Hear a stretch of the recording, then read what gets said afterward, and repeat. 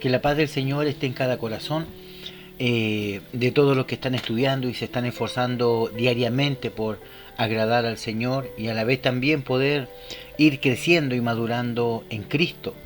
Bien, el día de hoy nos corresponde el estudio del libro de Esdras y Nehemías. Dentro de los Ketubín, vamos a leer estos dos libros juntos en una sola clase, porque son libros paralelos, son libros que ocurren en el mismo tiempo y son libros que prácticamente no hablan de lo mismo, pero sí muy parecido. Nosotros sabemos que Esdras era un sacerdote, un escriba, ¿cierto?, que estaba deportado, estaban en Babilonia junto con Nehemías, que Nehemías era el copero del rey, y prácticamente cuando el rey le dice que ellos regresen a su Palestina, a Jerusalén, y reedifiquen la casa de Dios y todo el tema, ellos empiezan a trabajar juntos. Así que vamos a leer estos textos y vamos a ir comenzando con la clase del día de hoy. Así que sean todos muy bendecidos y anoten y tomen apunte para que después hagan sus preguntas. Bien, lo primero que vamos a leer va a ser el libro de Esdras. Recuerde que dentro de nuestra Biblia está Crónicas, Segunda de Crónicas, Esdras y Nehemías, ¿ya? Y después viene Esther, porque son paralelos, son casi en el mismo tiempo. Así que vamos a leer solamente el comienzo, como para que podamos entrar en la historia de lo que significa. En el primer año del rey Ciro, rey de Persia, para que se cumpliese la palabra de Jehová por boca de Jeremías, despertó Jehová el espíritu de Ciro, rey de Persia, el cual hizo pregonar de palabras y también por escrito por todo su reino, diciendo: así ha dicho Ciro, rey de Persia, Jehová, el Dios de los ejércitos, me ha dado todos los reinos de la tierra y me ha mandado que le edifique casa en Jerusalén, que está en Judá. Quien haya entre vosotros de su pueblo, sea Dios con él, y suba a Jerusalén, que está en Judá, y edifique la casa de Jehová, Dios de Israel. Él es el Dios el cual está en Jerusalén. Y a todo el que haya quedado en cualquier lugar donde more, ayudarle los hombres de su lugar con plata, oro, bienes y ganado, además de ofrendas voluntarias para la casa de Dios, la cual está en Jerusalén. Entonces, levantándose los jefes de la casa paterna de Judá y de Benjamín, y los sacerdotes levitas, todos aquellos cuyo espíritu despertó Dios, para subir y edificar la casa de Jehová, la cual estaba en Jerusalén. Y aquí vemos, ¿cierto?, cómo Esdras es uno de los que va encabezando como sacerdote y escriba esta vuelta, ¿cierto?, a Jerusalén para poder construir las murallas y poder reconstruir el servicio, el templo y todo lo que tiene que ver con lo ritual del pueblo de Israel. Y dentro de este contexto, ya de regreso, recordemos nosotros que este rey persa, el rey Ciro, esto viene después de los babilonios, ya están dentro de la cautividad babilónica. Recuerde que está el pueblo babilónico conquistó Egipto, conquistó Babilonia, conquistó Persia, conquistó muchos reinos más, y dentro de todos esos reinos cada uno de los imperios tenía un rey distinto, pero bajo un solo dominio, que era, cierto, el de Nabucodonosor, el que tomó cautivo a todos los hebreos, todos los judíos. Así que aquí empiezan de regreso, ya llegando el pueblo de nuevo, y nos encontramos con la historia de Esdras y Nehemías, que son pilares fundamentales para poder levantar y edificar la casa de Dios y la fe de aquellos que estaban, cierto, llamados a volver a la casa de Dios. El libro de Esdras, nosotros vemos de que en el libro de Esdras, voy a leer acá un poquito. Esdras es el primero de los libros escritos después del cautiverio.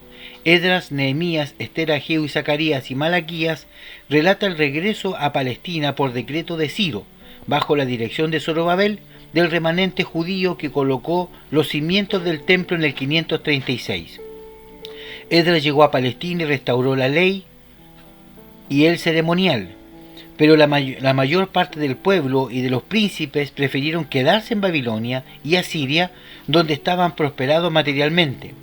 Los libros escritos después del cautiverio tratan del pequeño remanente formado por aquellos que eran los únicos que tenían un corazón para Dios, y regresaron a Jerusalén.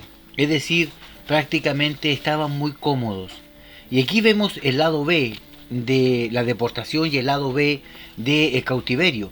Recordemos que Daniel también, que estuvo cautivo, ¿cierto?, en Babilonia, y después con el rey persa también, resulta de que ellos nunca volvieron.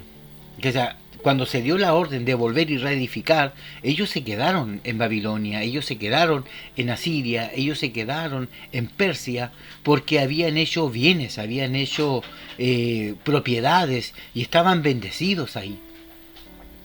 Y no estaba en sus planes volver de nuevo, ¿cierto?, a empezar, ya de una edad avanzada. Y vemos acá como muchos se quedaron en Babilonia, muchos se quedaron en Asiria y en Persia, siendo hijos del Señor y teniendo la orden de volver y de regresar. Solo un remanente pequeño volvió a edificar la casa de Dios y a restaurar el templo. Entonces vemos acá como primera enseñanza que muchas veces nosotros nos acostumbramos al estándar de vida, al confort que tenemos, y nos olvidamos de que estamos aquí como pasajeros y peregrinos, con un mensaje, con una invitación, con un trabajo que hacer. No somos nosotros permanentes acá, no fuimos creados nosotros en Dios para poder tener en esta tierra nuestra posesión. Nuestra posesión está en los cielos, nuestra ganancia está arriba, nosotros hacemos tesoro ahí arriba, no aquí en la tierra, arriba son los tesoros, no aquí.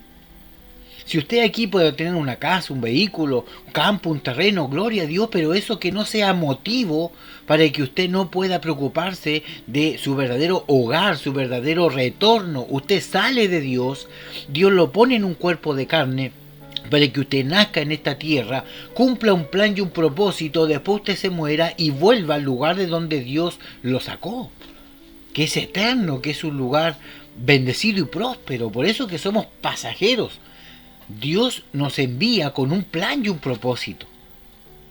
Así como Esdras y Nehemías restauran y edifican tanto el templo como el servicio de Dios en adoración, así también nosotros fuimos llamados para ser edificadores del cuerpo de Cristo, para poder, cierto, bendecir y levantar los muros, las rodillas, las manos de los hermanos que están cautivos bajo el pecado y están desanimados.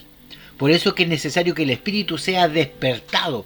Cuando la palabra dice también de que despertó en Ageo, ¿cierto?, el espíritu de Salatiel, Zorobabel, para que fueran y trabajaran en la casa del Señor, porque un espíritu despierto, hermano amado, jamás el enemigo, el diablo, va a poder dañar y derribar. Usted podrá herir, sí, porque estamos en una batalla, pero jamás vencer. Y qué pena ver cómo muchos cristianos hoy ya no se congregan ni están en el mundo. A mí me da una pena terrible. Muchos que yo conozco, hermanos en la fe, que cantamos juntos, alabamos junto al Señor. ¿Cuánto? 4 o 6 meses atrás, el año pasado. Y hoy día ya están en el mundo, porque no hay culto, porque no hay reunión, porque no hay servicio. Y ahí es donde yo digo y confirmo que lo único que a ti te va a mantener firme es la palabra de Dios. No un servicio dominical, no 2, 3 o 4 veces en la semana, por eso estoy firme, no. Tiene que haber una convicción interna, tiene que haber una edificación de adentro hacia afuera, donde Dios te humille, te restaure y tú nazcas de nuevo y tú mueras para este mundo. A mí me da pena, me da nostalgia y me da rabia a la vez como muchos, hermanos, como muchos, no sé, de 100 serán 80 que han vuelto atrás. Y este tema de Esdras y Nehemías llega como anillo al dedo para poder ver en los tiempos en que estamos, donde la palabra dice que el corazón de muchos se enfriará. ¿Habrá fe de su pueblo cuando Él venga?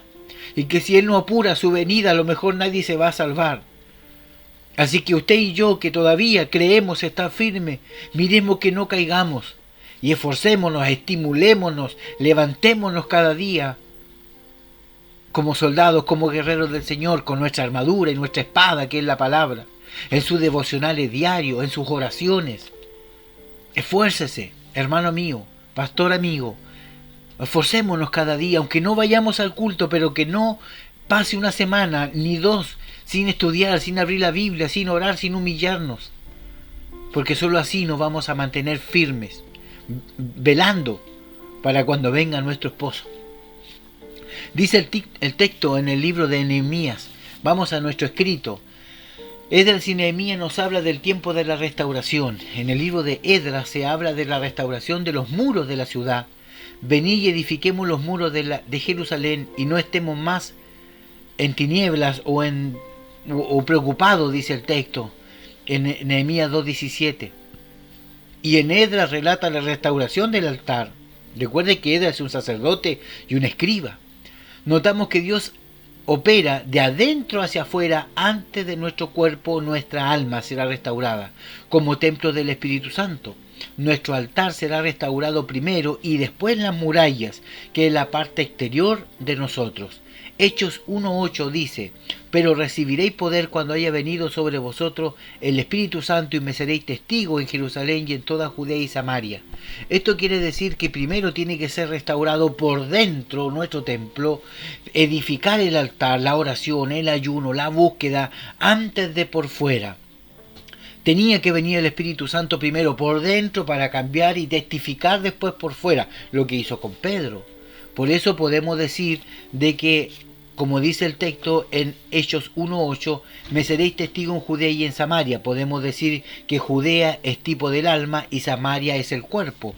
Es decir, primero tiene que ser restaurado por dentro para que después por fuera usted pueda hacer la obra del Señor. Nuevamente la tarea de la realización del poder espiritual es desde el interior hacia el exterior. A David le dieron un corazón conforme al corazón de Dios, un corazón de adentro, por haberle agradado por fuera. En él también se cumplió la tarea de adentro hacia afuera. Jesucristo también trabaja desde adentro hacia afuera. Él nos da un hambre de justicia y deseo de Él. Así el nuevo nacimiento transforma a la persona interiormente. A partir de ese momento, todo lo que ocurre en nuestra vida, bueno o malo, Dios lo usa para hacernos semejantes a Cristo. Romanos 8 del 28 al 30. Recuerde que nosotros somos edificados de adentro. Nosotros cuando vamos al bautismo, dice el libro de Romanos capítulo 6 y 7, que nosotros somos sepultados, muertos por las aguas del bautismo y resucitado. Cuando usted sale del agua, usted resucita a una vida nueva, tipológicamente hablando, porque usted sigue estando vivo.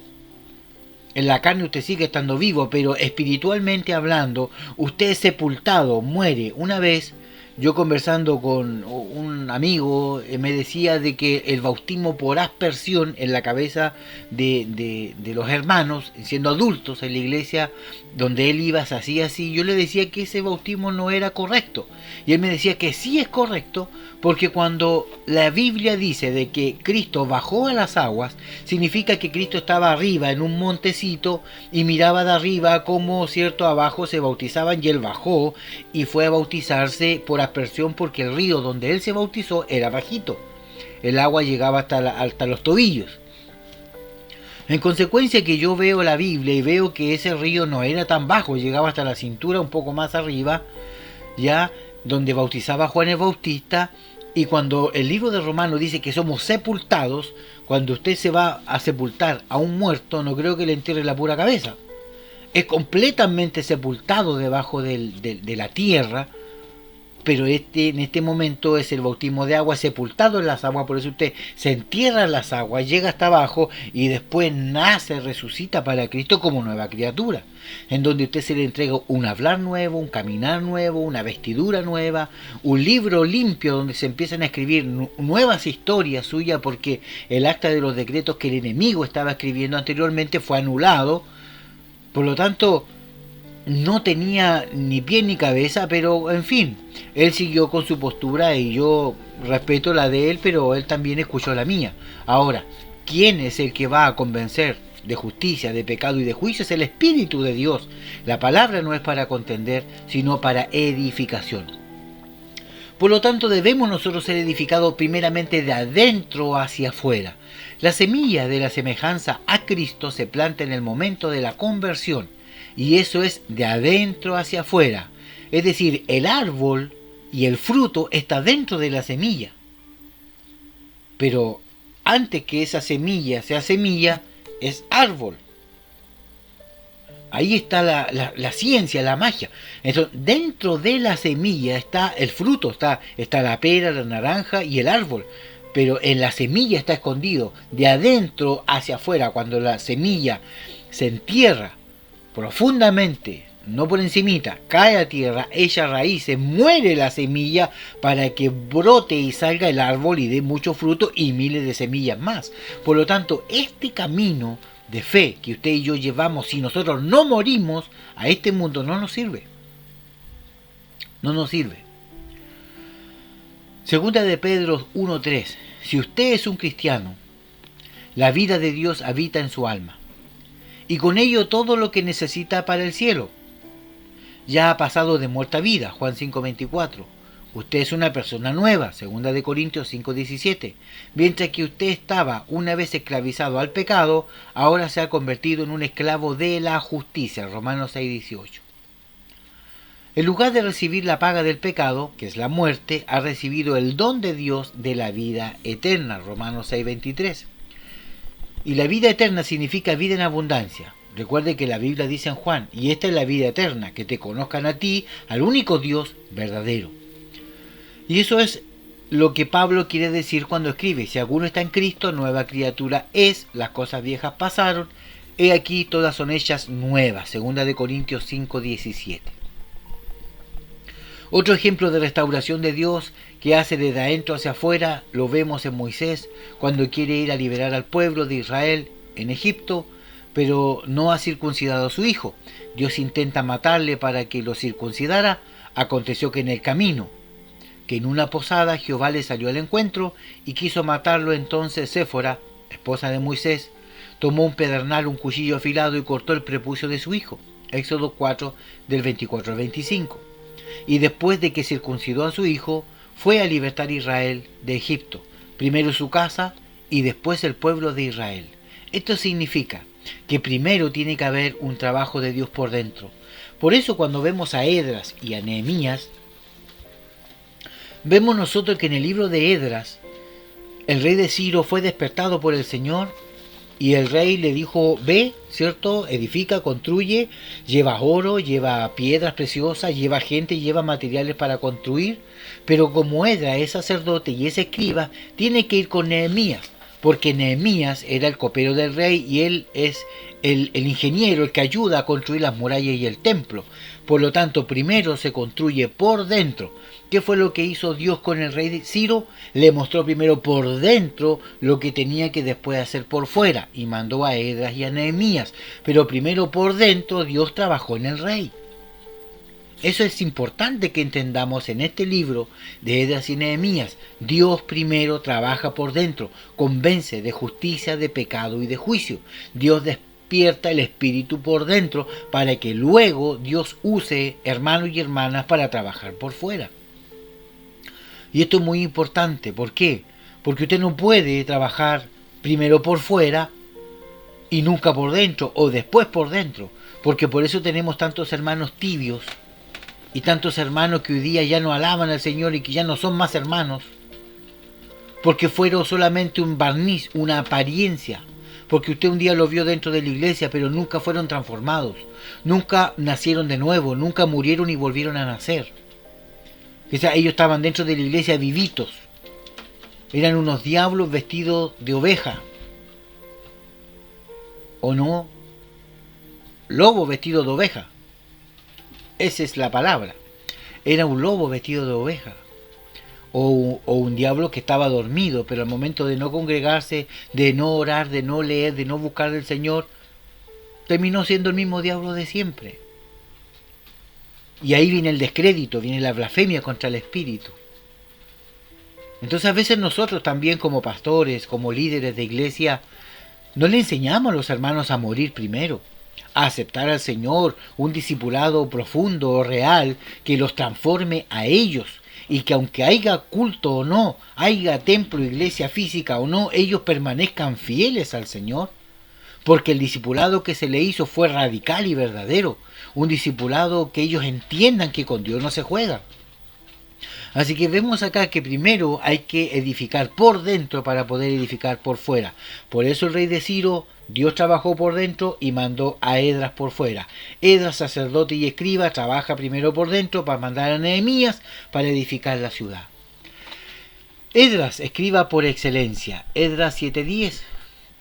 Porque Esdras había preparado su corazón para inquirir en la ley de Jehová. Mire qué bonito. Esdras dedicó su corazón para estudiar la ley y luego practicarla como para que fuese enseñada los estatutos y las ordenanzas de Israel por fuera.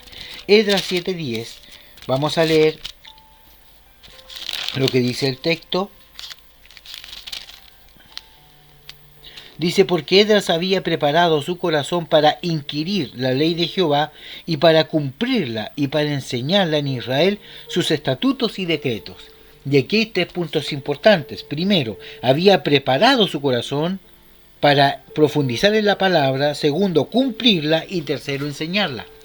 Vemos acá, ¿cierto?, cómo estos principios de Esdras, como sacerdote y escriba, le sirvieron para poder ser transformado de adentro hacia afuera. Que sean los pasos para poder nacer de nuevo también están aquí. Primero, preparar el corazón,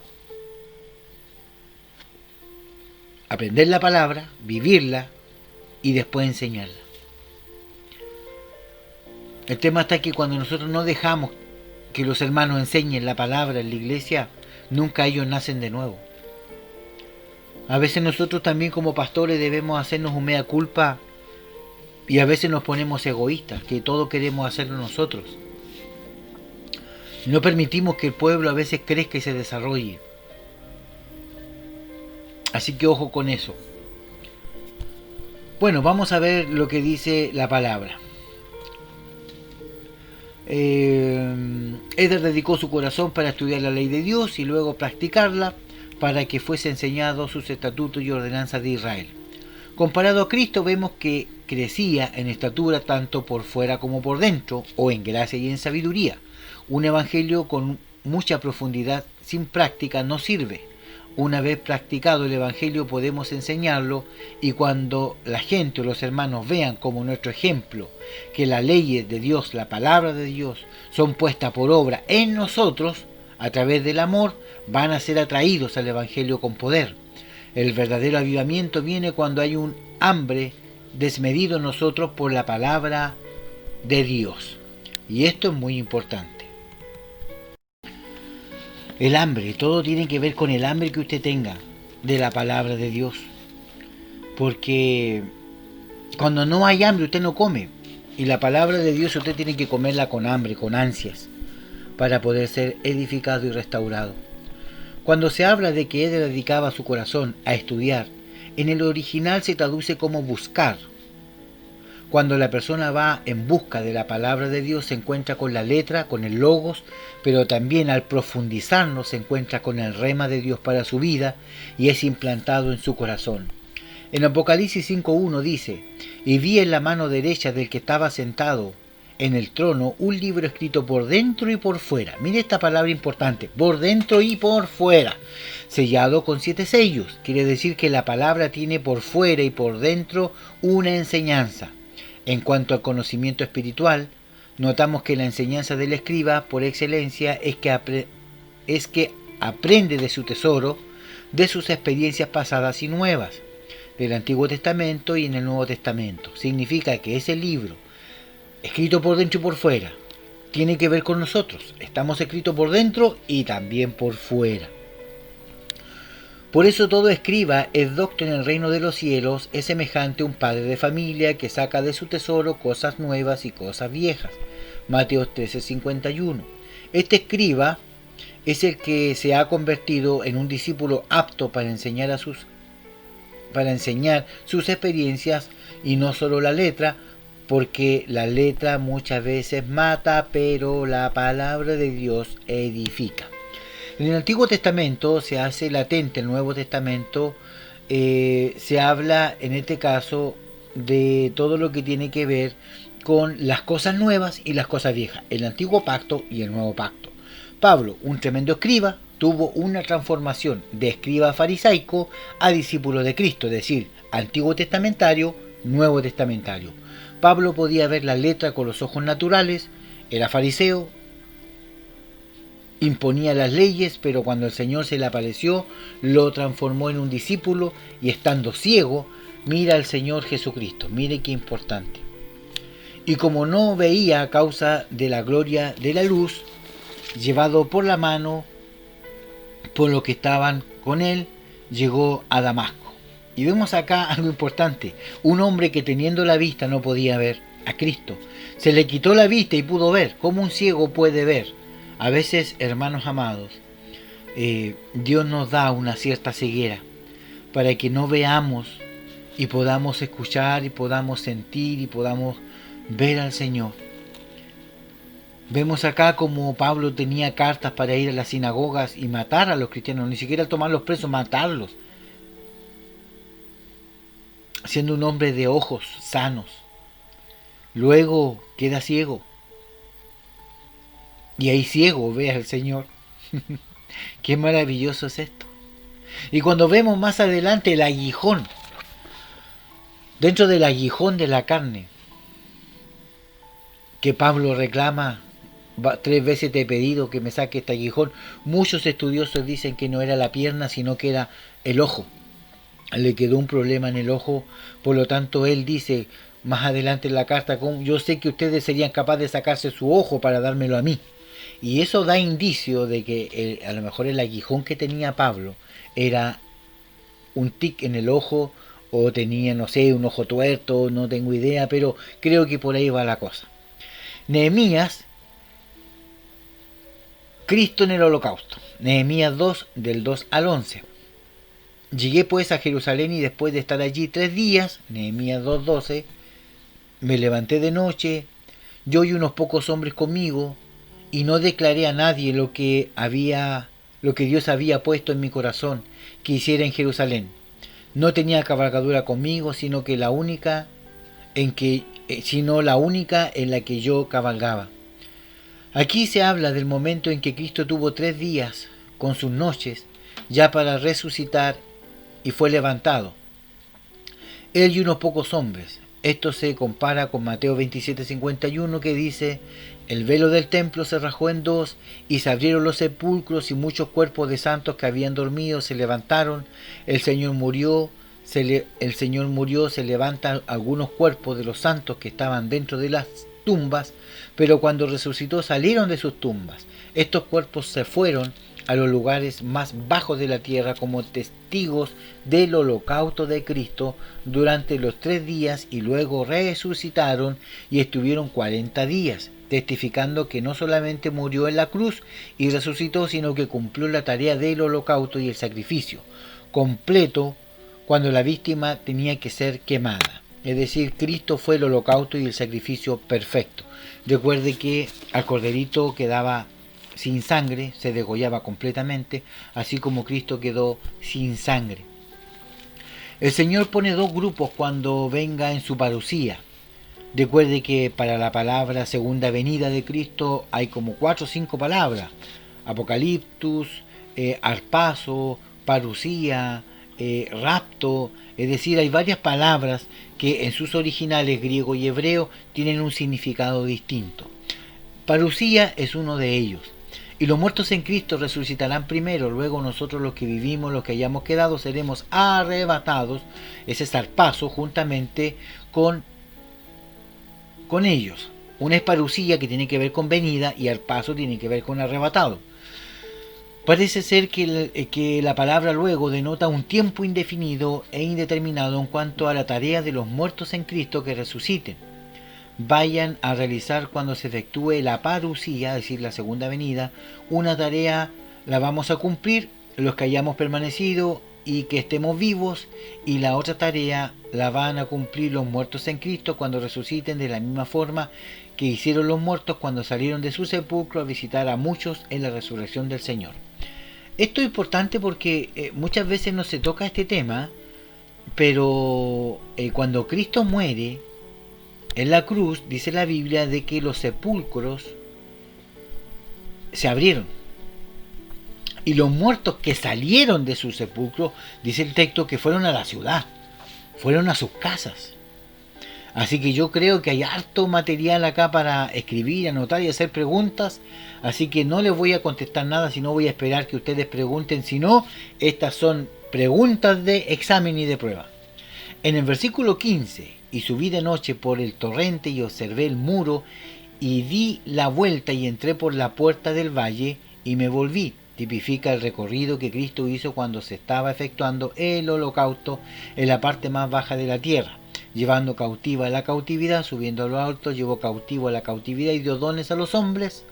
Y luego, cuando salió triunfante, recorrió los lugares intermedios, las partes más bajas de la tierra, y subió por encima de todos los cielos, desfilando triunfante sobre toda potestad. En aquellos días se acostumbraba a que el ganador hacía un desfile triunfal con los ganadores y exhibía a los perdedores. De esa misma forma, cuando Cristo salió victorioso del holocausto, recorrió las partes más bajas de la tierra y los cielos en señal de su victoria sobre toda potestad públicamente, y despojando a los principales y a las potestades los exhibió públicamente, triunfando sobre ellos en la cruz del Calvario.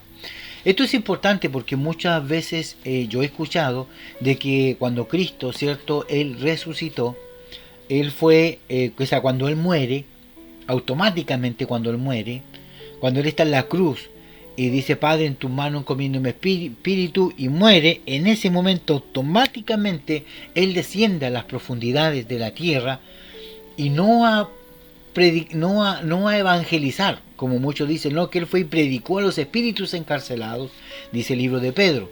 Pero ese predicar no tiene que ver con evangelio, con buena noticia, como para salvar a los que estaban en ese lugar, en el Hades, en el Tártaro, en el infierno, como usted quiera llamarle, sino que Él fue a predicar, a anunciar su victoria sobre los demonios y los espíritus, y sobre Satanás y el diablo, y sobre la muerte que ellos tenían en el imperio cuando estaban abajo. Y Él va y publica su victoria como un triunfador, ¿cierto? Vence a Satanás, le quita la llave del imperio de la vida y de la muerte, y de ahora en adelante hay una promesa que todos los que mueren en Cristo resucitarán. Gloria a Dios, cuando en su comienzo no era así, porque todos los que morían se iban al seno de Abraham, que era el paraíso que le prometió obviamente al ladrón de la cruz. Así que vemos que después de la muerte no hay posibilidad de arrepentimiento, no hay nuevas conversiones, no hay nuevo evangelio, no, vamos nomás y total, como Cristo fue a predicar, de ahí abajo nos predicarán. No.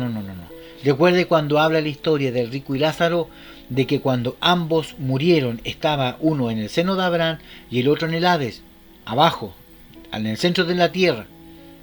Y él le dijo: acuérdate que tengo unos hermanos más arriba, deja ir yo de aquí desde los muertos, dijo el rico, a decirles que este lugar es verdadero. Y Dios le dice, Abraham le dice: no se puede, porque arriba tienen profetas, iglesias y pastores que le prediquen y le anuncien. Si a ellos no les creen, jodieron nomás. Así de simple, pero nadie puede salir de los muertos para allá, ni de allá para acá. Por lo tanto, esas almas en pena que andan penando, y que muchos hermanos aún todavía en Cristo creen en eso, dicen: no, si mi hermanito está ahí. No, ese es un espíritu demoníaco, es un demonio que anda ahí rondando, pero no es la persona, en este caso de su familia. Sería bueno que un día a lo mejor conversáramos un poco de ese tema dentro de las mismas clases con respecto a los espíritus. ¿De dónde vienen los espíritus? ¿Quiénes son los espíritus? ¿Cómo son los demonios? Que los demonios y los espíritus no son lo mismo. ¿Ya? Recuerde que cuando los espíritus o los demonios que estaban dentro del Gadareno, le dije: legión me llamo, le dijo, porque somos muchos. O sea, ¿cómo muchos espíritus o demonios pueden estar dentro de una persona? ¿Y por qué tomó ese nombre legión? Entonces aquí hay un tema que es importante y que un día lo veamos, porque para que usted salga de duda, ¿ya? Creo yo que puede tener duda, a lo mejor usted lo tiene clarito y podemos pasar de largo, pero también lo puede anotar ahí. Nehemías habla de la restauración de las murallas. El Señor vino a restaurarnos en cuerpo, alma y espíritu. Restaurar en griego es catartizo. Y catartizo se traduce como remendar, reparar, completar y equipar para que sea perfeccionado. Jesucristo es el Nehemías para la reparación de la red, para que después seamos discípulos para completar un perfeccionamiento en nosotros. Y observemos los muros de Jerusalén que estaban derribados y sus puertas que estaban consumidas por el fuego, Nehemías 2:13. Nuestros muros es lo que Cristo ha restaurado en nosotros y las puertas nos hablan de Cristo. Yo soy la puerta, dijo el Señor, el que por mí entrare, Juan 10:9, cuando estaba cumpliendo la tarea del holocausto. Esto significa, hermanos amados, de que Cristo y Nehemías y Esdras y Cristo, prácticamente Cristo cumplió esas dos funciones, la función de Esdras y la función de Nehemías. Cristo vino como Esdras a edificarnos por dentro, nuestro templo, y Esdras, que también es Cristo, vino a edificarnos por fuera. Por lo tanto, concluimos con lo siguiente. Jesucristo está tipificado en el libro de Esdras como el escriba, ideal aquel que practica la palabra y la enseña. De la misma forma debemos ser transformados en discípulos para poder practicar y enseñar la palabra de Dios y dejar que Él escriba nuestra historia, que Él escriba. Así como yo puedo tener un lápiz y en vez de yo estar escribiendo mi historia, entrégale el lápiz al Señor y dígale: Señor, escribe tú mi historia. Señor, en tus manos está mi vida. El libro de Nehemías nos habla de la restauración de las murallas, nuestro exterior, pero esa tarea se cumple hasta que nosotros interiormente hayamos sido restaurados para que exteriormente se pueda ver una casa hermosa y edificada por la mano de Cristo. Lo que hoy vemos, yo veo en usted por fuera un hijo del Señor edificado por Nehemías, que es Cristo. Y también veo en usted un Esdras que está edificando su alma, su espíritu también por dentro. El Señor recorrió las partes más bajas de la tierra y lo más alto de los cielos, en un desfile triunfante y exhibiendo públicamente al enemigo, y lo puso bajo sus pies. Con esto, ¿qué le quiero decir? De que Dios va a poner a todos sus enemigos por debajo de sus pies. Usted manténgase firme, no se preocupe, no vacile, no vea el vaso medio vacío, véalo siempre medio lleno. Vea siempre que en Cristo hay victoria. Vea siempre que en el Señor hay fortaleza y ayuda, y que no está solo usted batallando. Usted está en su hogar, solito orando, pero no crea, porque acá también su pastor está orando por usted, para que le vaya bien en su trabajo, le vaya bien con sus hermanos en la iglesia, y para que usted sea bendecido, fortalecido, y que las promesas de Dios se cumplan en su vida. Recuerde, yo soy un profesor bíblico, pero también soy un pastor, soy un maestro, e intento, dentro de lo humilde que yo puedo ser, de bendecir su vida. El día de mañana Dios nos bendecirá, Dios nos ayudará, pero que todo lo enseñado, que todo lo aprendido, sea algo que edifique su vida, tanto por dentro como por fuera. Espero que le haya gustado esta lección de Nehemías. Podemos seguir leyendo mucho de Nehemías y de Esdras, porque en el libro de Nehemías todavía me quedaba una parte que le quería leer, que es Nehemías capítulo 8, del 1 al 13. Y eso le puede quedar a usted para que lo lea, y se lo voy a dar como tarea, muy bien, para que usted lo lea cuando él lee la palabra de Dios. Nehemías, el pueblo le pide a Esdras que Esdras lea la palabra, pero eso está en el libro de Nehemías, no en el libro de Esdras. Y él empieza a leer la palabra del Señor y dice que muchos al escuchar la palabra se pusieron a llorar, solo con escucharla. Ni siquiera predicarla o darle una exhortación, solamente con oírla. Porque tenían un corazón abierto para recibir. Así como el corazón que tiene usted para recibir esta enseñanza para su vida. Así que yo le voy a hacer preguntas a usted con respecto a este libro de Nehemías, en el capítulo 8. Esto está quedando grabado, así que no puede decir que no sabía. Nehemías capítulo 8, del verso 1 al verso 13. Quiero que lo lea, saque lo que más le gusta de esos versículos y me lo pueda explicar ese día que tengamos nuestra clase. Y si no lo hace, lo voy a hacer yo. Así que el Señor les bendiga, estudien mucho, anímense, oren, clamen al Señor, no bajen sus brazos y sigamos trabajando hasta que Cristo venga por nuestra vida. Que el Dios los bendiga. Shalom Alejem. Nos vemos en la próxima.